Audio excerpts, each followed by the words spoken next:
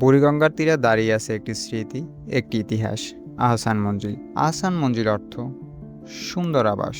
এর প্রতিটি ইট যেন কথা বলছে, এর প্রতিটি জানালা যেন দেখছে অতীতের সেই সোনালি দিনগুলো। আজ আমি এসেছি সেই কথা শোনাতে, এবং এর ভেতরে কী কী আছে তা দেখতে এবং আপনাদেরও দেখাতে।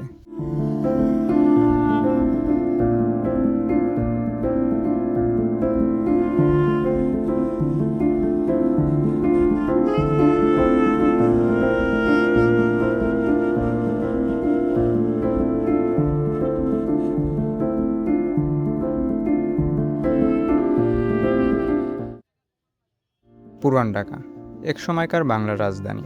এখন আর তার জৌলুস নেই, কিন্তু ইতিহাস, ঐতিহ্য রয়েই গেছে। আজকের আমার গন্তব্য আহসান মঞ্জিল। এটি পুরান ঢাকার ইসলামপুরে অবস্থিত। এখানে আসতে হলে আপনাকে পুরান ঢাকার জ্যাম সহ্য করার মন মানসিকতা নিয়ে আসতে হবে, এবং প্রতিটি মুহূর্তের জন্য সাবধানে থাকতে হবে। আমরা একটি অটোরিকশা নিয়ে চলে আসলাম জ্যাম সহ্য করে, এবং 40 টাকা করে টিকিট কেটে ঢুকলাম। তারপর নিজ চোখে দেখলাম রাজকীয় সেই প্রসাদ আহসান মঞ্জিল। এর সৌন্দর্য আপনাকে মুগ্ধ করবে। এর প্রতিটি জানালা যেন দেখছে অতীতের সেই সোনালি দিনগুলো। আমি দাঁড়িয়ে আছি ঢাকার ইতিহাস ঐতিহ্যের নিদর্শন স্বরূপ আহসান মঞ্জিলে। ঢাকার নবাব পরিবারের পূর্বপুরুষ শেখ এনায়েতুল্লাহ এই জায়গায় কাঠামো তৈরি করেছিলেন, কিন্তু যে আহসান মঞ্জিল আমরা দেখছি তা তৈরি করেছিলেন নবাব আব্দুল গনি। দীর্ঘ 13 বছর পর 1872 সালে শেষ হয় প্রাসাদের নির্মাণ কাজ, এবং তার প্রিয় পুত্র খাজা আহসানুল্লাহর নামে এই প্রাসাদের নামকরণ করেন। ভেতরে পা রাখলে মনে হয় সময় যেন থমকে গেছে। এই মেঝেতেই পা পড়েছিল অনেক নামি দামি, ক্ষমতাধর ও বিখ্যাত ব্যক্তির। আর আজ আমি দাঁড়িয়ে আছি সেই একই মেঝেতে।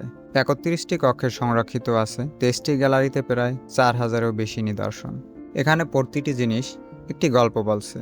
এই গল্প হারিয়ে যায়নি, আমাদের জন্য যত্নে রেখে দেওয়া হয়েছে, যেমন এটি সৈনিকদের প্রতিরক্ষার জন্য ব্যবহৃত হতো। এটি আহসান মঞ্জিলের একটি মডেল। 1888 সালে টর্নেডোয় বিধ্বস্ত হওয়ার পূর্ববর্তী বৈশিষ্ট্য।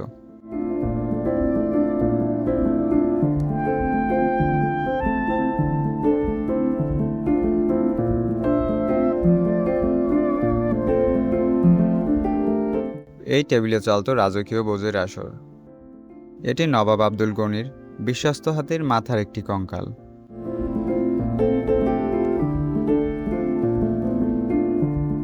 এই সিঁড়ি দিয়েই উপরে ওঠানামা করতেন নবাব পরিবার। এর কারুকার্য চোখে পড়ার মতো।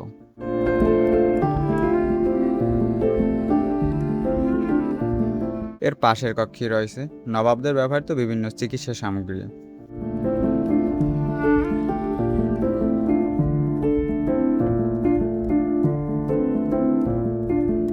এখানে রয়েছে নবাবদের ব্যবহৃত বিভিন্ন আসবাবপত্র। এগুলোর সামনে নাম লেখা না থাকলে হয়তো অনেক কিছুই চিনতাম না, এবং এগুলো সম্পর্কে জানাও হতো না।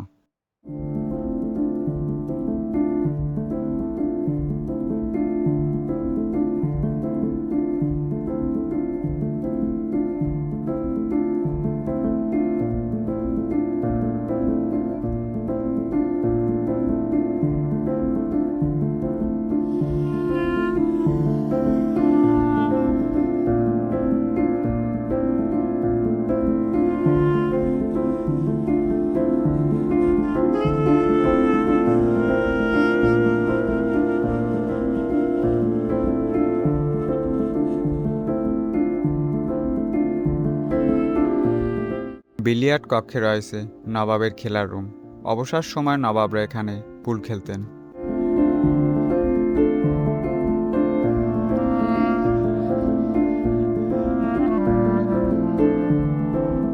এর পাশে রয়েছে সিন্দুক কক্ষ। এখানে রয়েছে একটি রহস্যময় সিন্দুক। এর 94টি লকার রয়েছে, কিন্তু এতটি লকার থাকার কারণ হলো চোরকে ফাঁকি দেওয়ার জন্য, কারণ এর একটি বা দুটি সিন্দুকে রাখা হতো মূল্যবান জিনিসপত্র।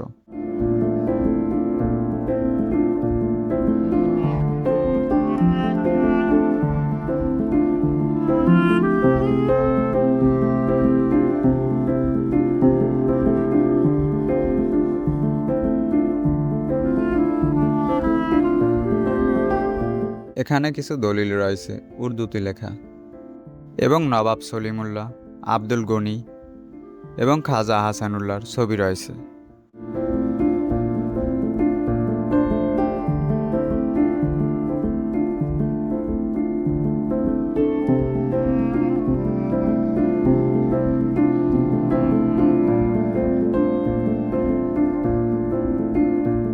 এরপর নবাবদের হাঁটার সিঁড়ি দিয়ে দ্বিতীয় তলায় চলে গেলাম।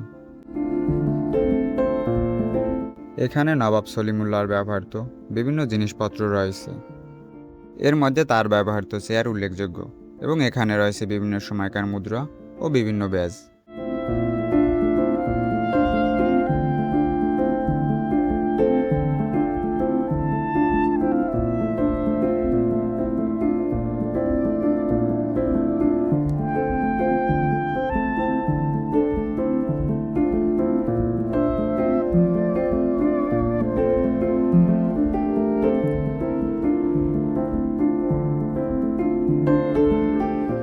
এখানে একটি লাইব্রেরি রয়েছে, নবাবদের সময়কার বিভিন্ন বই রয়েছে এখানে।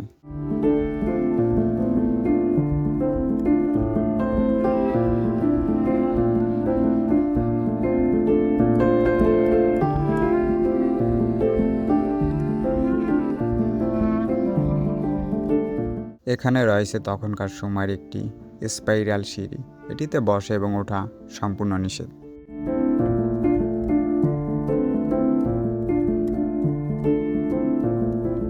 এটি ছিল নবাবদের শয়নকক্ষ।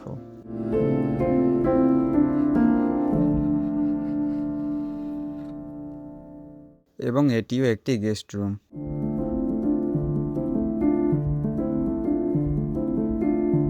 এর পরে রয়েছে বলরুম। এই রুমে বসে নবাবরা বিভিন্ন সাংস্কৃতিক অনুষ্ঠান উপভোগ করতেন।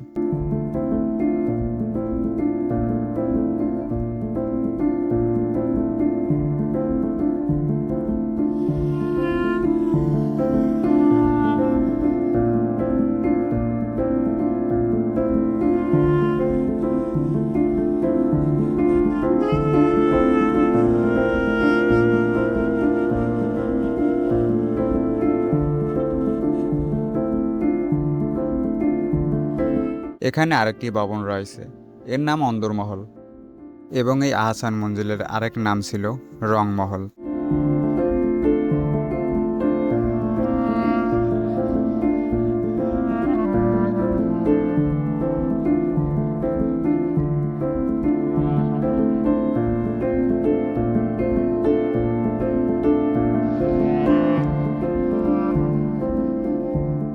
এর ভিতরে ঢুকতেই দেখা মিলল মাইক্রোস্কোপ বক্সে।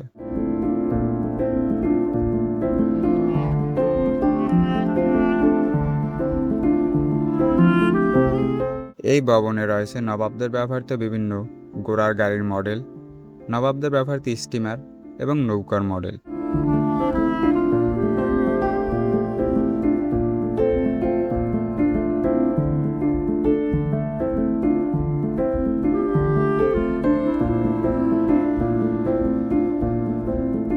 এছাড়া এই কক্ষে উল্লেখযোগ্য তেমন কিছুই নেই।